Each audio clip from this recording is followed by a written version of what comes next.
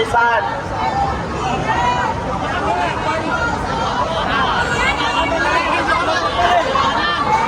Mga kapatid sa kapulisan, kamusta naman kayo dyan? Okay pa ba kayo?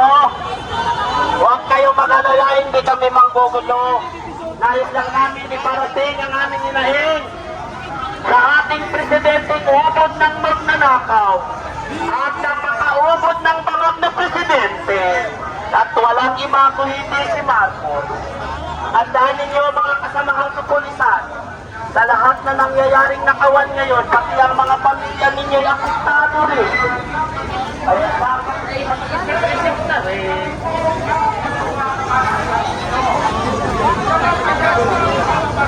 Basta po, yung mga kapulisan ay sa pamilyang drug addict, ayaw natin kami po ay narito para kaya nais natin po natin ang ating kapayapaan. Dahil alam na natin na mga kapatid ko natin po kasan ang kanilang mga pamilya ay naapektuhan din ng pagnanakaw ng presidenteng mga. Ay sabi ko ay mento upang iparating ang ating hinaing at sumilaw ang pamilyang mga drug addict sa magnanakaw. Huwag matakot sa magnanakaw. Bongbong Mandarambong, Bongbong Mandarambong, Bongbong Mandarambong, Bongbong Mandarambong. wala na kayong buwak dahil sa Malacanang umamuno sa bansa natin. Kasama ng inyong mga alipores, pag napasa ang parusang kamatayan, ubos kayong lahat.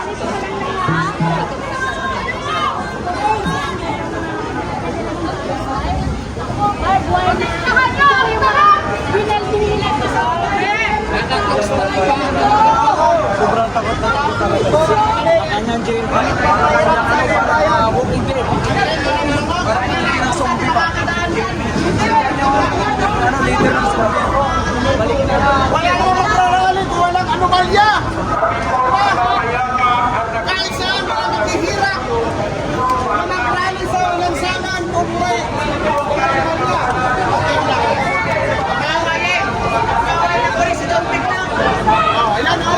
Kaya nga, saludo ako sa mga kapulisan.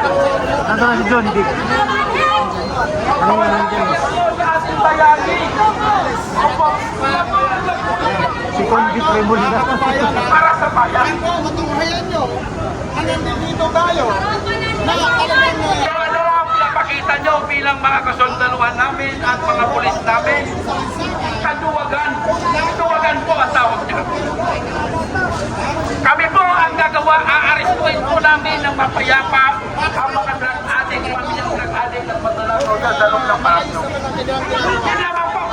Walang mga hindi namin. Hindi naman namin kailangan. Hindi naman namin kailangan. Natawagan ko ng pansin ang ating kababayan na si Kuya Placido para buksan ang formal na nating programa dito sa harapan ng malapit sa Sindola. Dahil hindi tayo nakapasok dahil may hara. Dahil takot silang sugurin ang tunay na magnanakaw sa kababayan. Kaya Kuya Placido, nasa ka na sa mga Grabe, oh. mas matibay pa sa flood control. Ipakita nyo sa buong mundo. Ito lang. Ginastusan pa lang. Ba't yan, hindi pa Ang pamilyang drug-addict sa Malacanang ang magnanakaw ng magdaang samantala, pulis sila naman.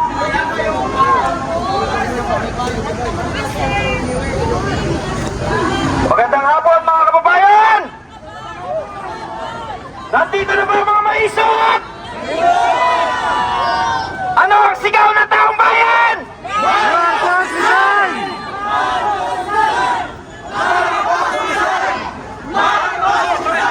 Magandang hapon, mga kababayan. Magandang hapon, mga kapatid nating kapulisan. Nandito po kami ngayong hapon upang malakas na isigaw na sa kabila ng pag-amin ni Senator Amy Marcos, ang presidente niyong sinusuportahan, ang presidente na binigyan natin ng pambihirang mandato, ay isa pa lang bangag!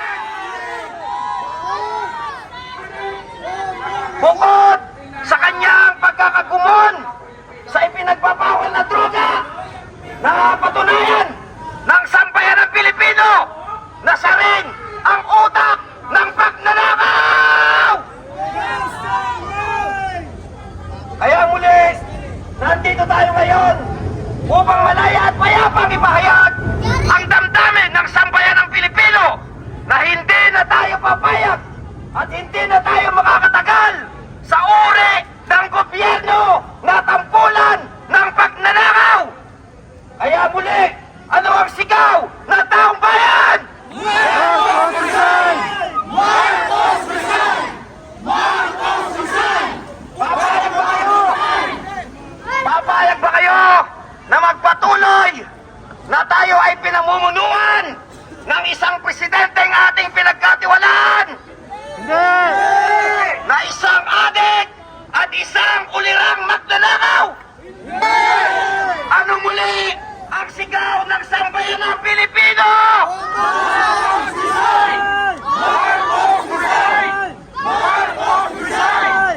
Sa mga kapatid po natin, kapulisan, amin lamang pong ginagawa ang naaayon sa aming karapatan sa ilalim ng ating konstitusyon na tayo ay malayang magpahayag.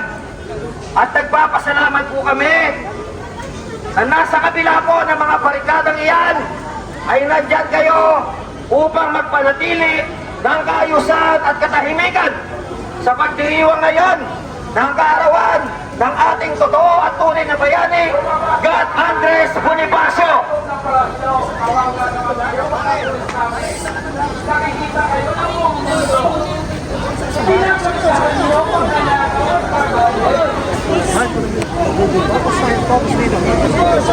Sa mga kapatid nating kapulisan, umasa po kayo na nandito kami bilang Pilipino at kapwa ninyo Pilipino na sinasabing malinaw sa ilalim ng ating konstitusyon na inyong ipaglalaban at inyong poprotektahan.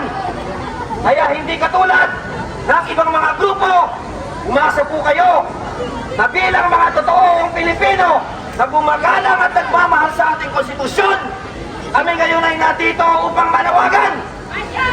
At gayon na rin, baka sakaling haplusin ang inyong puso ng sigaw ng taong bayan na hirap na, galit na dito sa ating magnanakaw na presidente. Naniniwala kami na ginagampanan nyo lamang ang inyong mga trabaho at tungkulin. At gayon din kami bilang mamamayang Pilipino ay ginagampanan din po namin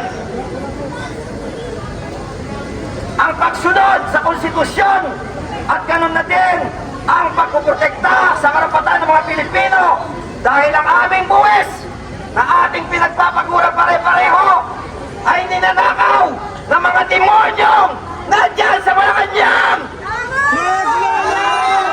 Kaya pakinggan ninyo, galit na galit ang sigaw ng Pilipino! Marcos resign! Marcos Ano ang sigaw ng taong bayan? Marcos resign! Marcos resign! Marcos resign! Marcos resign! At gayon naman, ay nais po nating tawagan ng pansin upang makapagbigay ng kanilang salubin ang iba't ibang mga sektor na nandirito ngayon sa pangunguna ng mga sektor ng manggagawang Pilipino.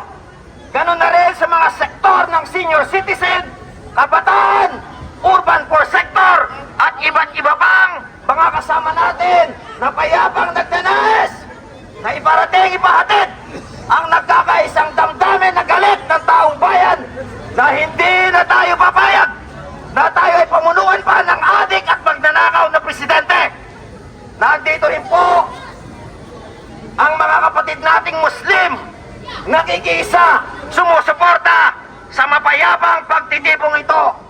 Kaya't ngayon pa lamang mga kapatid na kapulisan, nagpapasalamat kami sa ibinigay po ninyong oras na kami ay bantayan at nawa ay huwag pasukan ng kaguluhan at huwag tayong mahaluan ng mga manggugulo ngayong hapon na to. At dahil po dyan, itutuloy na natin ang ating naudlot na programa sa Liwasang Bonifacio. Kaya tinatawagan po natin ang pansin bilang paunang panalita